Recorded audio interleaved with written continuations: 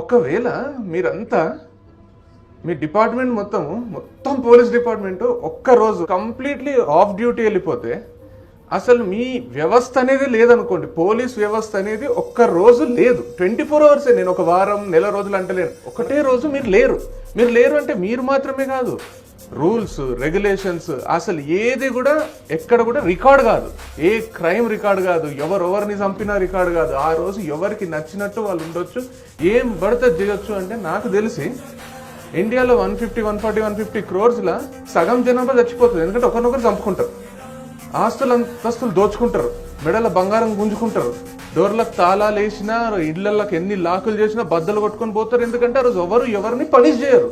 ఆ రోజు చేసిన తప్పు లైఫ్లో ఎక్కడ రికార్డ్ కాదనేది ఉంటే ఆ ఒక్క రోజే సగం జనాభా పోతుంది. మీ డిపార్ట్మెంట్ ఉంది, మీ లా ఉంది, మీ రూల్స్ ఉన్నాయి, మీ రెగ్యులేషన్స్ ఉన్నాయి, మీ ఐపీసీ సెక్షన్స్ ఉన్నాయి. కాబట్టి మాకు తెలుసు, నేను ఒకరితోని గలీజ్ మాట మాట్లాడాలన్నా ఫస్ట్ నాకు మీరు గుర్తొస్తారు. ఏమో రా వాడు కేసు పెడతారు. ఎవరితో నన్ను కొట్లాడితే జుర్రని రక్తం బారుతుంది, కొట్టబుద్ధి అవుతుంటుంది, టప్మని మీరు గుర్తొస్తారు. మీరు గుర్తొచ్చి ఆగే పనులు 99.99% ఉంటాయి.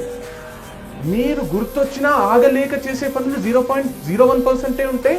కానీ మిమ్మల్ని జనాలు గుర్తుపెట్టుకునేది ఆ 0.01%కి. ఈ 99% అనేది మీరు ఎప్పుడు పబ్లిసిటీ చేసుకోరు, మీరు ఎప్పుడు చెప్పుకోరు.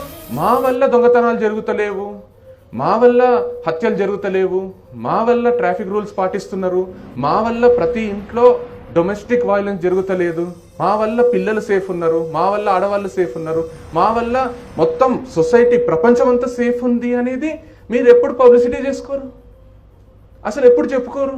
నాకు తెలిసి మీలో సగం మంది మీరే మర్చిపోయినరు, అరే మీ వల్ల ఇంత మంచిగా ఉందా ప్రపంచం అనేది.